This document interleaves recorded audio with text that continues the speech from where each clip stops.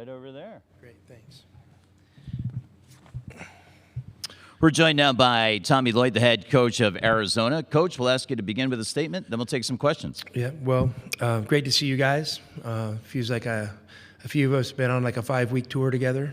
So let's see if we can keep it going. But obviously, guys, it's an incredible honor to be here in Indianapolis at the Final Four, and the state of Indiana and Indianapolis in particular, is the center of the basketball universe a lot of times, and it's with the history and tradition of the game and what it means to the state. It's an incredible honor to be representing the University of Arizona and ready to play on Saturday. If you have a question for Coach Lloyd, please raise your hand. We'll send a microphone to you. We'll start up front with Eddie.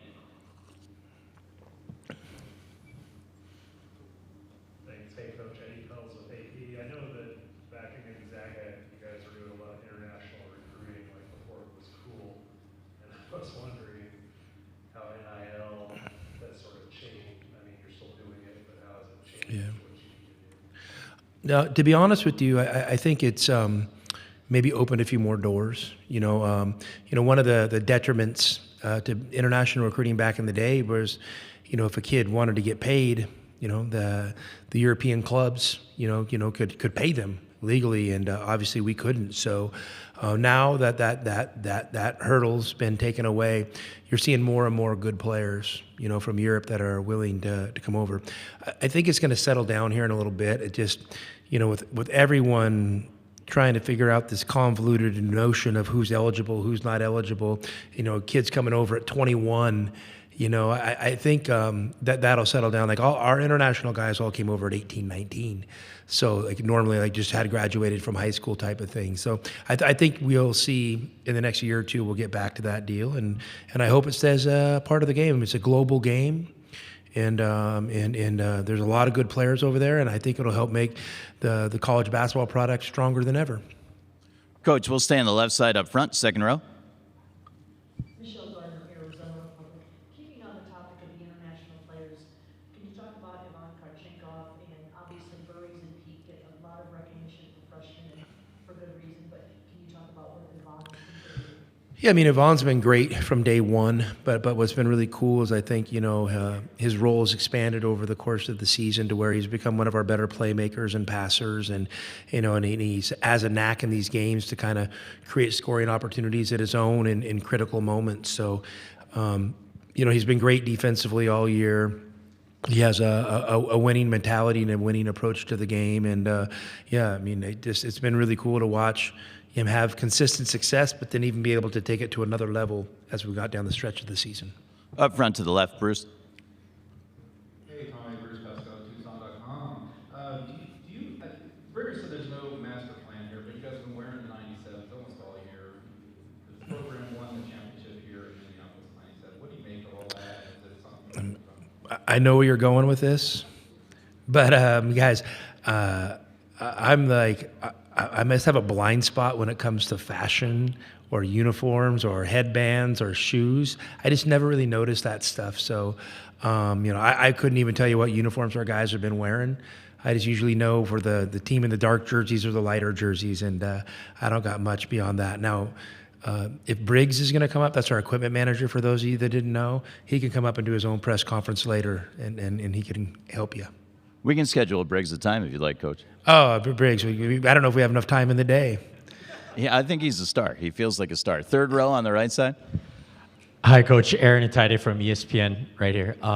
It seems like waiting is a big part of this storyline for this school and this team right now. Quarter century to get back here, but for you personally, 15 years before you finally got a shot to be head coach, and now you're 2 wins away from a national championship. On a personal level, what does this moment mean to you? Well, it's 22 years from an assistant to a head coach. Guys, I'm a team guy.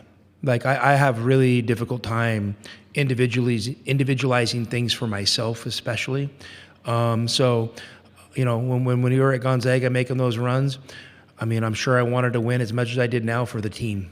And for me, I say this often. My strongest motivating factor is our community and our fans. I know how much this run has meant for them to kind of get over the hump after 25 years to get back to a Final Four. And if there's a way we could win a couple games here, I think it would be really special for our community, and that would make me more excited than anything.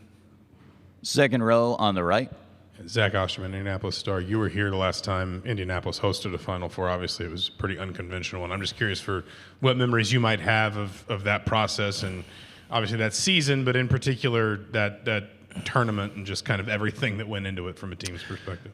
Well, it's very different. I mean, the third, I can't remember my room number, but it was on the third floor of the Marriott, and we were there for about a month. Yeah, you didn't leave the hotel, and it was really interesting at first. I mean, all the teams in the tournament were in basically this run of hotels right here, and we were kind of all connected, and so we were kind of all, I guess, whatever, quarantined or whatever you want to call it, together. So it was really cool to be in close proximity. There may or may not have been a lounge that was created by the coaches that they all hung out at night together, which was really cool. Just you went in there and you built some relationships with coaches, and then it was almost like being on one of these reality shows. And the next day, Coach X would be gone. He would have been sent off the island, and you're like, man, I'm sad they lost. We don't get to hang out tonight. So definitely a different experience. And so now, it's just kind of the monster of the Arizona fan base and our traveling crew that just are hanging out together. But definitely a different experience. But I look back at that 2021 experience with fond memories. And the NCAA and the city of Indianapolis did an amazing job pulling off the NCAA tournament at a time when we needed that type of thing, and just the game of basketball, but for our entire country, just to be able to celebrate together. Coach on the right side up front, Adam. Hey, Tommy, Adam Zagoria, Forbes Sports. Good to see you. What's kind of the ideal roster construction between, balancing freshmen and older players? Since the one and done rule, only two schools, one of the Kentucky teams and one of the Duke teams, won a championship being led by one and done freshmen. Yeah. Now you obviously have some elite freshmen. What are the challenges there? And, can a team led by freshmen win the championship? Well, Zags, I think the best answer I can give you, I think it all comes down to just really good players. And, obviously, when you talk about freshmen, I think there's an assumption that they're inexperienced and youthful. And, but some of these freshmen are maybe more experienced, than we give them credit for. I mean, some of these guys, they played in state championship games, they played in gold medal games, they've done these AAU circuits that I know that you frequented a little bit around, and these kids are maybe a little more worldly than people give them credit for. And then, it depends on how they've been raised and their maturity level. So our freshmen, I literally don't look at them as freshmen right now. I just look at them as good basketball players. And I felt the same thing with John's team at Duke last year. We played them twice at the start of the year. Yeah, maybe they're young. We played them at the end of the year in the NCAA tournament. They were just really good. And so to me, that's the formula, is just really good players. Coach, toward the right side, toward the back, left of the aisle. Hey, Tommy, Isaac Trotter with CBS. I just was curious of your conversations with Delly and Awaka of coming off the bench behind some of these freshmen, and what contributions they've given you. What does it mean to you to see them kind of be this impactful? Well, it was critical. I mean, for the makeup of our team, that those guys were maybe able to accept a role that I had kind of envisioned for them, and I thought what would be best for the team. Tobe, he actually volunteered. It was his idea to come off the bench. And he's such a mature guy and such a good player. I think he came in and he said, Big Mo, had an injury last year. And, he's a developing player, and he's really worked hard to come back at full strength. And I think it would be a boost for his confidence if he started. And Koa, here's this elite, highly recruited freshman. He's never not started. And Tobe said, I have experience not starting, so I think it would be better for Koa to keep him in a role he's comfortable with. And that was his idea. Delly, when I talked to him about it, I think Delly, in full honesty, would have liked to start. And I kind of told him what my vision. I felt like we needed a kind of a sniper off the bench, and I think having that somebody that can fulfill that role was going to be really important. And another reason, probably the most important reason I came up with that is, well, not only is Braden a good player, but I knew Braden was going to spend some time at the point. So I didn't want, especially our schedule was so tough early, I didn't want Braden coming off the bench, to sub for Bradley, say Bradley picks up an early foul, and now you have this freshman who is youthful and trying to gain experience, running the point, his first minutes in the game. So I wanted, his first minutes of the game at the point guard to come after he'd been on the court for a few minutes as a two or a combo. And so that was kind of the reasoning. And I'm thankful for Deli and Tobe for being so mature and such great teammates and accepting that role, because without them doing that, we would not be here right now. Coach, we'll go to the left side toward the back of the room. Myron? Myron Mack. Oh, I like that. Yeah, Myron Metcalf, ESPN. North Carolina hasn't fulfilled its vacancy, which is only create more expense about whether or not you're the target for that job. How do you respond to people who are wondering if you're going to be the coach at Arizona next year? Listen, I got my full focus on this team. Nothing is distracting me. And that's just how I've decided to approach it. I'm excited. I thought we had a really good practice today. I'm excited to plan for a practice tomorrow. And Myron, you've got to know me over the years. I'm a simple guy. I'm kind of just one thing at a time. I'm not a multitasker. You can ask my wife. So I'm 100% locked in on Arizona basketball right now, and I'm excited to see what this team can do. I have a real strong belief in this team, and this team deserves my full attention, so that's what I'm giving them. Front row on the right side. Saul Bookman, PHNX Sports. You mentioned Deli a little bit earlier ago, but in the Final Four, we always see unsung heroes with Dwayne and Deli both. Especially Deli having some moments against Iowa State, Houston, so on and so on. Yeah. How important can they be in this game against Michigan with the matchups? I mean, incredibly important. Like I think you're right. There's always an X factor. There's always somebody that steps up, for the winning team that maybe you didn't expect. And everyone on our team has had moments this year where they've been that guy.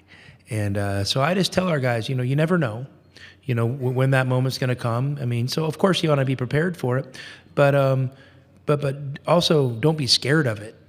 When you get a chance to make that shot or make that play or get that rebound, I mean, do it with conviction. And so that's what I talk about. And because there's no shame in the ball not going in, so that's it. I mean, but it's a great question, because, it'll be interesting to see, who, from maybe the role players on each team is able to kind of step out and have a game, because that could be a difference maker. To the right of the aisle on the right side, Dan, this is the back right microphone. Hey, Tommy, Dan Walken, Yahoo Sports. What's it like to have the athletic director's son on your team? Yeah, that's interesting.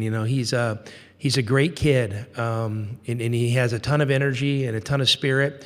It's been an interesting journey, because, to be honest with you, he's maybe not at the level of player as most walk-ons, but watching him navigate that's been impressive, because it's not easy to show up in a room every day. And, if you see him stand next to Tobe Awaka, you're like, okay, how's he going to function in practice? So to see his personality grow over the last 2 years and him gain confidence and comfort and finding other ways to contribute has been impressive. Jackson's a really smart young kid with great energy.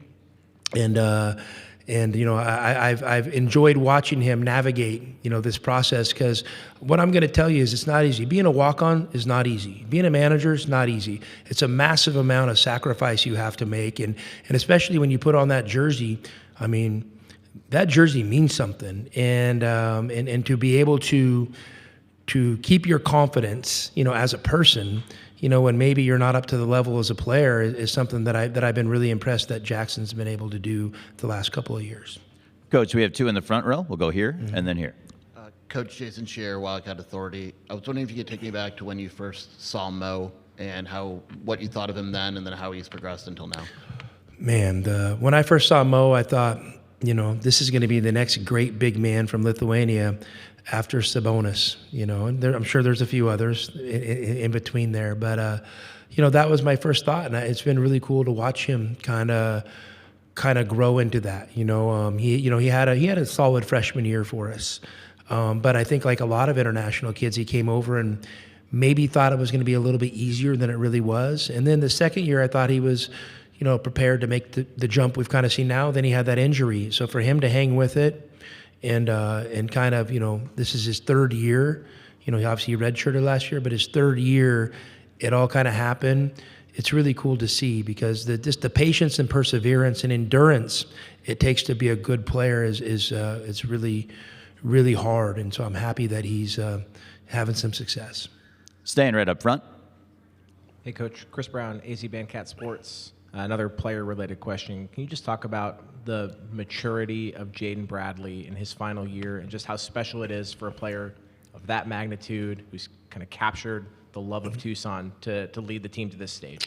Yeah, I mean, JB's been awesome. I mean, I don't know if I've seen a guy be as consistently high level in clutch moments as he's been for an entire season.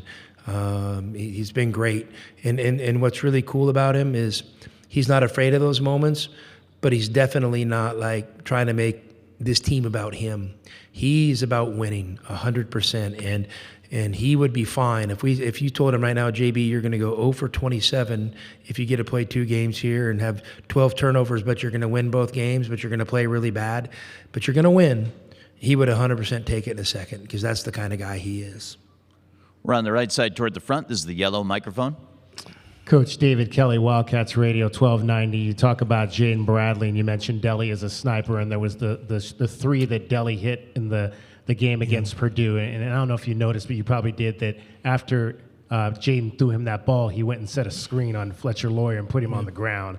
I mean, how often will a guard do that after making a pass to the corner and then go set a screen? Yeah, I mean, maybe it's a little brush screen or something. I mean, that's just JB's ability to improvise and make plays in the moment is really impressive. I mean, it just, and in order to do that, you have to have an incredibly high basketball IQ, and that's what JB has.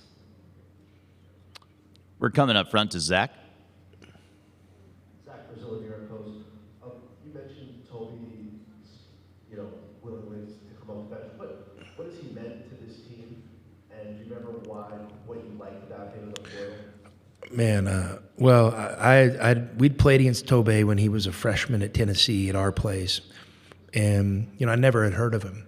And here's this guy, I mean, maybe a little bit undersized, and he's playing with the guys like, Umar Ballo and Azulis Tabelis, and Tennessee had a bunch of big guys, that Serbian guy that was in wrestling matches all the time. And I just remember there was like a kind of a loose ball rebound situation, and like 2 of our big guys went for it, and 2 of Tennessee's big guys went for it. Everyone fell to the floor, and there's Tobey standing with the ball. I'm like, oh my God, who's that guy? And then that summer, I got to kind of watch him play for USA Basketball up close, and just then you start hearing what a great kid he is. And so when his name went in the portal, we were all in. And for us, he's been an incredibly important piece to our identity. And if you want to be effort and physicality and toughness, I mean, let's just put a picture of Tobey Awaka in the dictionary because he's been that for us. Coach, we'll go toward the back, left of the aisle. Luke Taylor, Full Court Network. Just 2 quick questions. First one is, if you played Dusty May in a pickleball game, who would win? Well, that's a good question. Does Dusty have the glasses on or off? I don't know. I have to ask Dusty what his position. I'm joking there. I mean, I don't know. Dusty looks like the guy to me. He's probably got a solid little pickleball game. I know he definitely would dissect the game and he would become a student of it because that's what he is as a coach. And I'm sure he would have great touch and play lots of angles.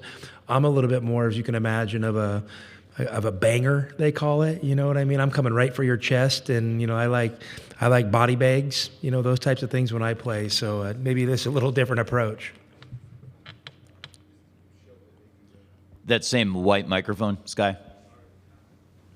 This team showed that they can win an offensive track meet against Arkansas and a defensive grind against Purdue.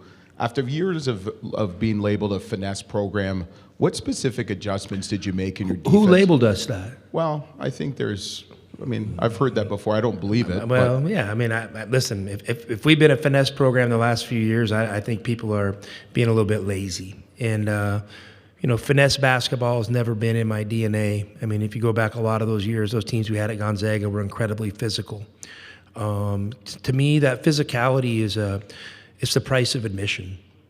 If you're not physical and you're not willing to go toe-to-toe and fight, I mean, eventually, I don't care what kind of tricks you got up your sleeve as a coach, you're probably going to come up short. So for me, it's a baseline requirement to be a championship-level program if you want to be competing at this level year in and year out, and that's what we hope to do. We'd like to thank Coach Lloyd for joining us here in the main interview room. Thank you, guys. Congratulations on the run to the Final Four. We'll see you back again tomorrow.